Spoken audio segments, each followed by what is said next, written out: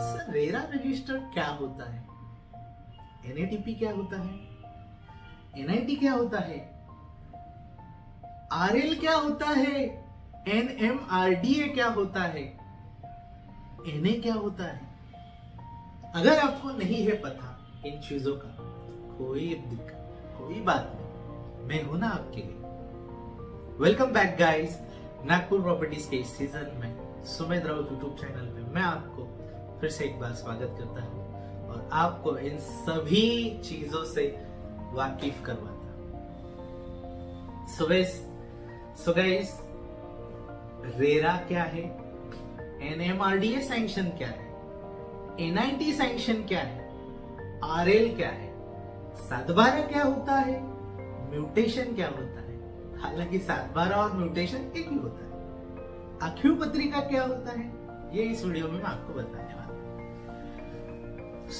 सबसे पहले जब एक रॉ लैंड होती है, तो रॉ लैंड जो होती है वो होती है दोस्तों एग्रीकल्चर, खेती की जमीन होती है, नॉमिनल सी जमीन होती है, वो खेती की जमीन होती है। अगर वो ग्रीन बेल्ट में है तो प्योर खेती की जमीन है, वहां पे आप भाई साहब फार्म हाउस ही बना सकते हैं, वहां पे घर कंस्ट्रक्ट नहीं कर सकते। फार्म हाउस इसलिए बोल रहा हूँ क्योंकि घर के साथ साथ खेती भी कर सकते हो।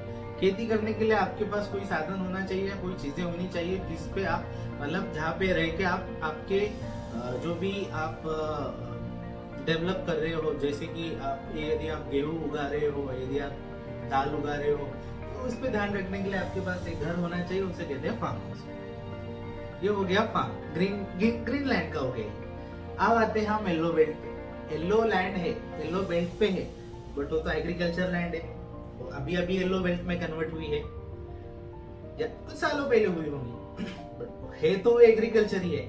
तो सबसे पहले काम आपका होता है नॉन एग्रीकल्चर कराना, एनए कराना। एनए कर लिया आपने, एनए करने के बाद आप टीपी करते थे पहले, सबसे पहले टीपी करते थे। टीपी यानी टाउन प्लानिंग।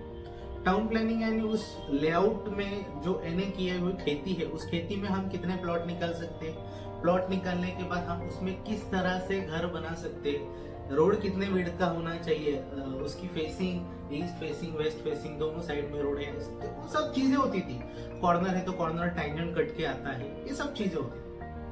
अब एनएटीपी चला गया बाजू को, एनआईटी आया। एनआईटी यानी Nagpur improvement trust. Nagpur improvement trust में आपको मिलने लगा डांबर road, water line, sewer line, drainage line, electricity, garden, ये सब चीजें आपको मिलने लगी। ये था एनआईटी सैंक्शन। फिर कुछ खुराफाती सोच आई, गवर्नमेंट ने कुछ डिफरेंट सोचा। गवर्नमेंट जब भी सोचती है कुछ अच्छा ही सोचती है और कस्टमर के फेवर में ही सोचती है। तो उन्होंने एक नई एंटिटी बॉडी लाई, एक नई अथॉरिटी लाई, जिसको कहा गया एनएमआरडीए। एनएमआरडीए यानी Nagpur metro regional development authority. इसके थ्रू आपको मिलने लग गया cement road, water line, sewer line, drainage line, electricity, garden, tree plantation, joggers park, ये चीजें आपको मिलने लगी। और सबसे पहले मैंने बताया आपको नॉन एग्रीकल्चर प्रॉपर्टी थी, तो एग्रीकल्चर प्रॉपर्टी से हमने टाउन प्लानिंग में करवा दी। नॉन एग्रीकल्चर करवाया वो प्रॉपर्टी को, एग्रीकलचर प्रॉपर्टी को नॉन एग्रीकल्चर करवाया। उसके बाद फिर हमने डेवलपमेंट अथॉरिटीज को लाया, बॉडीज को लाया, डिफरेंट बॉडीज जो भी थी। अब मैं आपको सिंपल बता दूं, एनएमआरडीए फिलहाल वर्क कर रही है नागपुर में, तो आपको सैंक्शनिंग एनएमआरडीए की मिलती है। अब जहां एनआईटी आरएल देती थी, एनएमआरडीए भी आरएल देती है। रिलीज लेटर होता है दोस्तों, आपके पर्टिकुलर प्लॉट का रिलीज लेटर होता है। ये इसका काम इतना होता है कि आपका जो प्लॉट है वो रिलीज है, उसमें फुल डेवलप्ड हुआ है, क्योंकि जब भी आप कोई लेआउट डेवलप करते हैं तो एनएमआरडीए के ऑफिशियल्स आके आपके लेआउट को देखते हैं, उसका पूरा सर्वे करते हैं और उनको डेवलपमेंट के हिसाब से ही आपको आरएल रिलीज करते हैं। जैसे आपने गार्डन बनाया तो कुछ % आरएल देंगे, रोड बनाया तो कुछ % आरएल देंगे, शिवर लाइन है तो कुछ %, वाटर लाइन है तो कुछ %। ऐसा करते करते उन्होंने हर एक डेवलपमेंट को पॉइंट करते हुए परसेंटेज में डिवाइड किया हुआ है। और वो अच्छी बात है, क्योंकि आखिरी आरएल लेने के लिए आपको फुल डेवलपमेंट करना पड़ेगा, और फुल डेवलपमेंट करते हैं तो आखिरी आरएल आएगा। आखिरी आरएल आता है तो आपकी जो प्रॉपर्टी है वो क्लियर टाइटल प्रॉपर्टी होती है, क्योंकि कैसा है आखिरी आरएल आने के बाद आपको एक एनओसी होती है जो ग्राम पंचायत से लेनी होती है।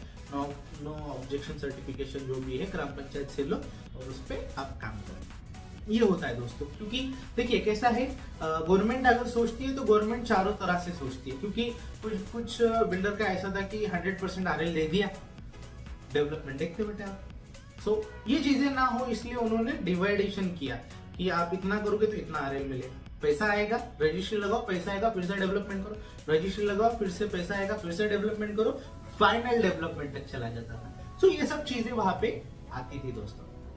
अब NMRDA sanction, NIT sanction, NATP sanction, ये सब चीजें समय समय के साथ बदलती है। फिर इन सब चीजों को काबू भी रखना है।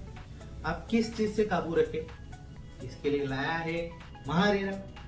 अब महारेरा क्या कहता है, महारेरा ये कहता है कि सतर्क बनो और सावधान रहो। महारेरा क्लियरली बोलता है यदि वो प्रॉपर्टी महारेरा रजिस्टर्ड है तो ही उस प्रॉपर्टी में निवेश करें। अगर आपको महारेरा रजिस्टर्ड प्रॉपर्टी को समझना है, नहीं समझता है या फिर कैसे देखना है नहीं पता है, तो दोस्तों ये रहा आपकी स्क्रीन पर महारेरा।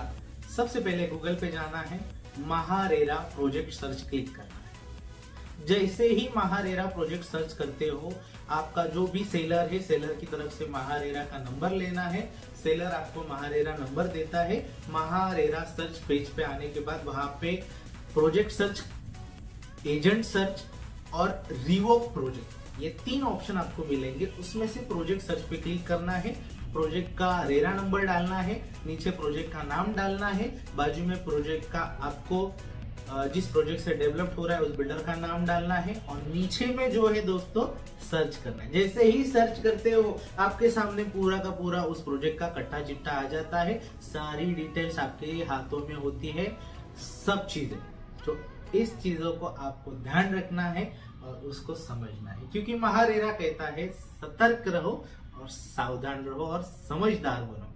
और मेरा काम है आपको ये चीजें बताना।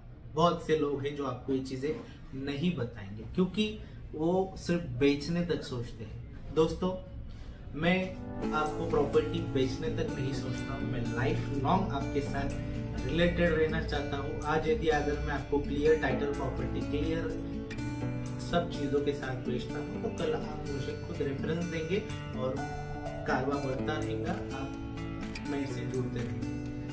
सो आशा करता हूँ दोस्तों मैं आपको इस वीडियो में कुछ चीजें जो थी समझ में आई होंगी, और कुछ चीजें अगर आपको समझ में नहीं आई हैं तो मुझे पूछिए, कमेंट बॉक्स में कमेंट कीजिए। अगर आप चैनल पे नए हैं तो चैनल को सब्सक्राइब करना ना भूलें। अगर वीडियो आपको पसंद आए तो वीडियो को लाइक करें, ज्यादा से ज्यादा लोगों में शेयर करें। मिलते हैं अगले वीडियो में, तब तक